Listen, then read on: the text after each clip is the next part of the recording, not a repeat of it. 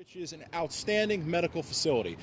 What we know, I will anything for the investigation, I will let the PIO handle that. I will just show you what I speak to every time I'm here. This is the dangers our members face every single day. Our members go out there without fail. They don't care about the political noise. They don't care about the activists saying F the police. They don't care the activists against a trial for one of our deputies right now. They're going to take those calls.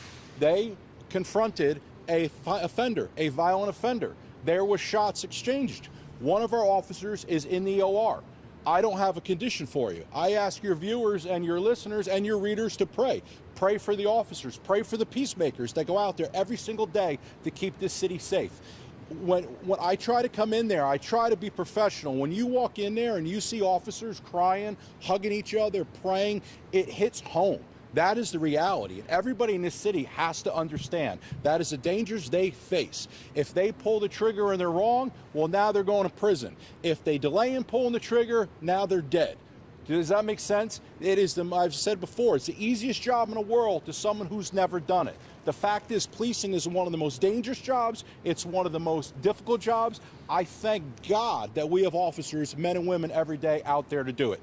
I'll answer any questions, but again, I'm not here to talk about the investigation or the incident. The PIO is going to give you those facts. Brian, we have heard you every time something like this happens. We have heard you come out here and talk about this. Is there anything about tonight that makes this different than another night?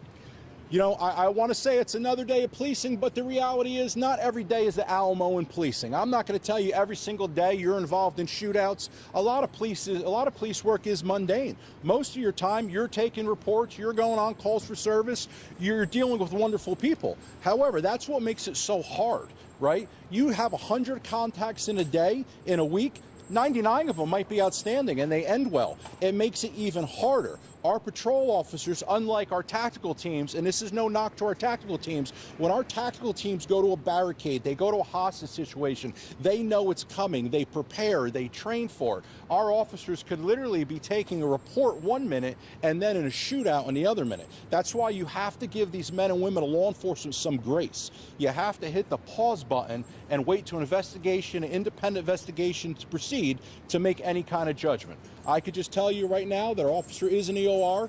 He's got an outstanding team with him. He has chaplains with him. He has his brother and sister and his family with him, and we're going to pray that he comes out okay. And when you say he has a family, does he have wife and kids? Can you tell us anything about this? I know he's a family man. I know he's a family, and I wouldn't tell even if I knew exactly how many he had, but he is a family man. He's a dedicated officer, and he's out here doing the absolute best for the community he serves. When you talk about that and you see these officers out there, obviously you're passionate. How painful is it to know that this officer who has a family, who's, kind of struggling to recover? The only difference between that officer, myself, Kevin, or any of these 100 officers here was he's the one shot. And I've said this before. Why it pains us so much is I'm that officer, he's me. We all chew the same dirt out here. Whether you're OSU police, Highway Patrol, Columbus Police, it does not matter. They're all out here working, trying to keep their community safe, and they're doing what they're supposed to do. Our fundamental job is to keep the community safe. If we see someone and we have reasonable suspicion to think, you know what, let's check this person out, right? We don't walk up to them with guns drawn. We approach somebody. It might be, hey, come here a second, let me talk to you. And just like that, shots are fired within seconds, which makes this job so difficult. I know you can't get too much into the investigation, so to speak, but can you tell us anything about the suspect? I don't know anything about the suspect other than he was brought here. Traditionally, how protocol works, we never bring a suspect and the officer at the same place. That happened. I'm a little upset about it. I'm sure the family's upset about it, but that's just the way the moons and stars aligned. I'm sure some bean counter at Grant or City Hall is going to work through that to make sure that doesn't happen again in the future. Does that make this situation more tense, too, knowing that he's here? So I guarantee the suspect and the officer don't even know that they're by each other. They probably don't. And the thing about Grant, which I love about our medical staff, they don't care. They don't care if it's a suspect to try to kill the cop. They don't care if it was a cop. They're going to treat you the same, and I respect that, and they're doing their best for both of them. In this time frame where we are in this city, and we talk about safety a lot, where does this leave us thinking tonight when we see another incident? So again, crime ebbs and flows. You look through history. Crime goes up, crime goes down. Crime went down in this town We're very happy. That doesn't mean you take the foot off the gas. You keep going out, you keep doing the best you can. Our job is to protect the public, remove violent offenders from the street, and I'm glad our officers are out there doing that. Thank you so much, everybody. Thank We you. appreciate you. Thanks, Brian. Thank you, thank you.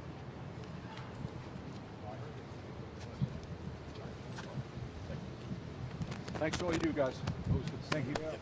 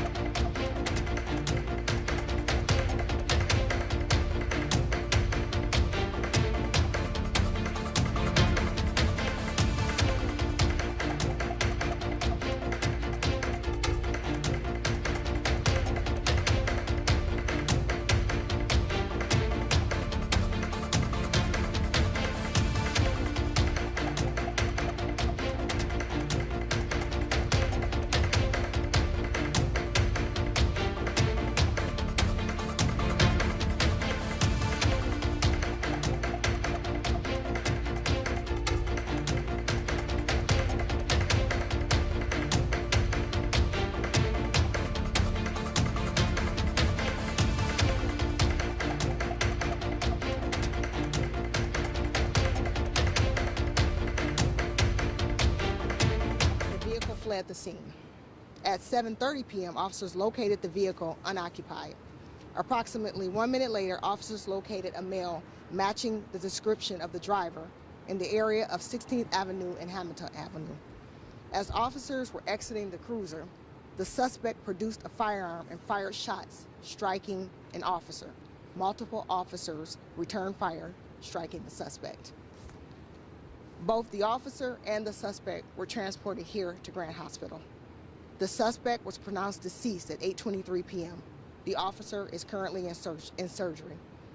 As you know, with officer-involved shootings, BCI is investigating this shooting. Wanted to be able to give you some information, what we have and what we know. There's no doubt in my mind that what I know, that this suspect meant to kill this officer. And so I'm very appreciative that the officers were able to get this officer here to the hospital. I'm asking for prayers for the officer that was involved, and I'm also asking for prayers for the entire department. If anybody has any information or anything that they think would be beneficial to this investigation, we're asking that they reach out and email BCI at Intel. It's intel@ohioago.gov.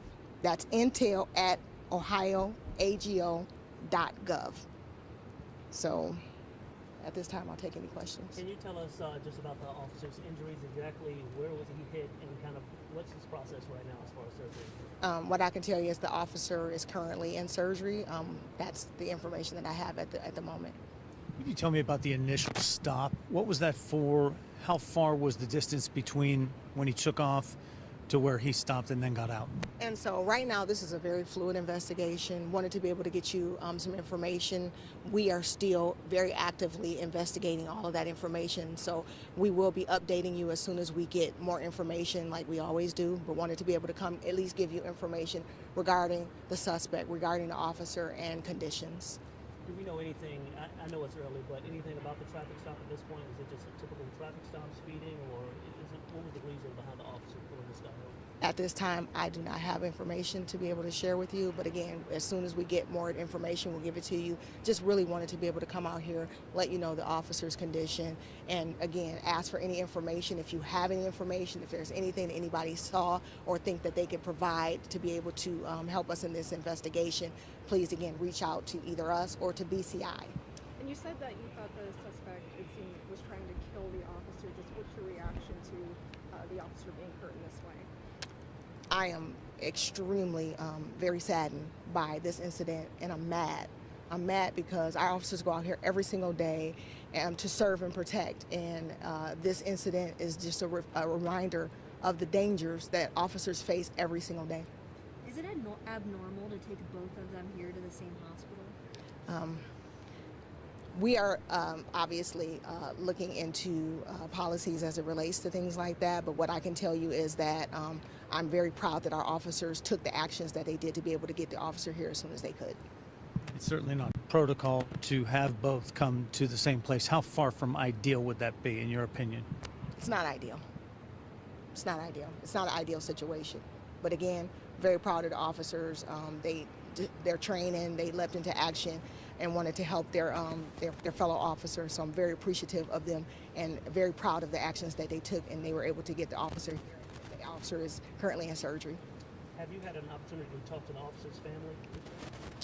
Have not had an opportunity to talk to the officer's family. I know that they have reached out to the officer's family, and there is a loved one here with the officer. Can you tell us anything about him? I mean, is he a father? Any sort of background information like that? How long has he been with the department? At this time, we're not able to release any information as it relates to the officer. But again, just really wanted to let you know the officer is in surgery. Just wanted to be able to give you a condition and just let you know that when we do get information, as always, we will be able to give you more when that time comes. What about your CPD family after something like this? Again, proud of the officers. The job that we do every day, it's very stressful, very hard, but I can tell you they're dedicated to this community, they're dedicated to this division, and very proud of the work that they do every single day. So surgery, no condition update? Not at this time. And I just want to make sure I get this right. you know, the guy ran from the car, and as soon as the officers spotted him walking down the street, he immediately pulled his weapon. So the information that I have is that once the suspect was located, the officers approached, and that particular suspect opened fire on the officer. You know how many times? Not at this time. Anybody else? Did you have anything? I'm here to offer support to this officer, his family, and the whole CPD family officers, because obviously they put their lives on the line every single day, and this is what happens, the perils of this job, and we're just saying our prayers and making sure that, you know, he gets through surgery and, you know, the family heals, and of course our CPD family is in a good spot. Again, the suspect is dead, correct? The suspect is deceased. It's been a really busy night for you guys. I know this is shifting gears a bit, but we also heard of a shooting on 2000 Street. Okay. Yep. Sorry. Thank you. That's okay. Thank you. Thank you.